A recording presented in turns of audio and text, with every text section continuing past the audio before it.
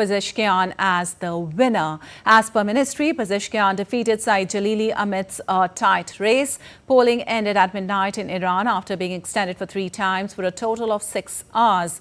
The Interior Ministry said that the voter turnout in Iran's runoff presidential election was at 49.8%. The runoff was conducted after a June 28th ballot with historically low turnout when over 60% of Iranian voters abstained from the snap election for a successor to Ebrahim Raisi following his death in a helicopter crash.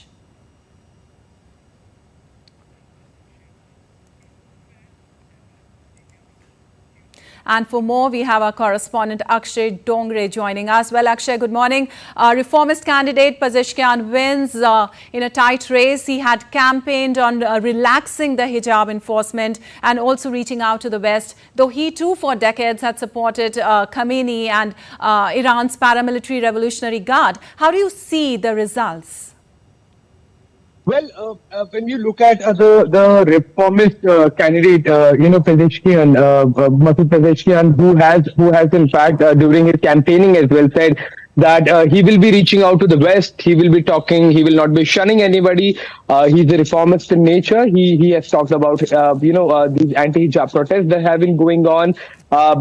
He has talked about reforms in the society of Iran, where on the other hand, he has also supported the top leadership of the country, the conservative leadership of the country, which shows two things: that Masood Pezeshkian is a candidate that is trying to strike a balance between the traditional government of the country, whereas he's also trying to bring certain reforms. Now, as far as the biggest bone of contention between the West and the Iranian regime is concerned was about the nuclear deal that both were trying to finalize. However, there were certain roadblocks in it.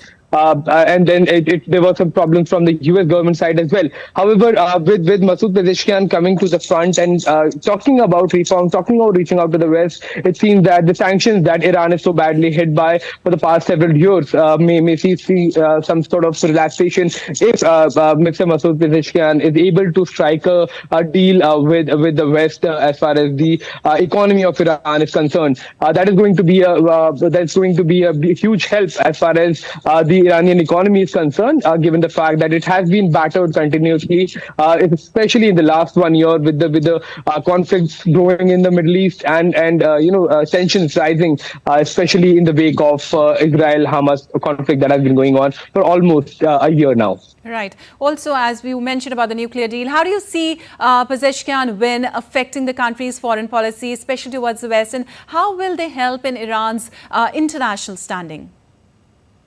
Well, West has been trying to increasingly isolate Iran for the past several years now, be it sanctions, be it not just economic sanctions, but other kind of restrictions as well, boycotting certain of Iran's products and, creating problems in trade as far as Iranian petroleum products are concerned. So all of these things cumulatively were impacting Iran's economy in a big way. A country in the Middle East that was that was known for its for the kind of reform that it was steadily making, for the advancements not just in an economy but in other aspects of society as well.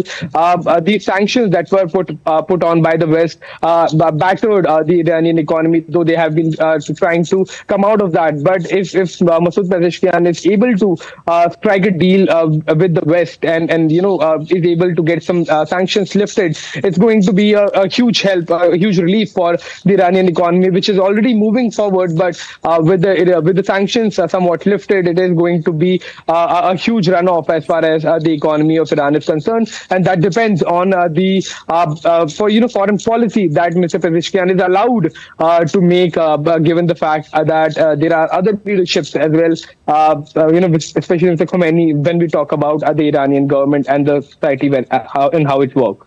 All right, Akshay, thank you so much for sharing that update with us.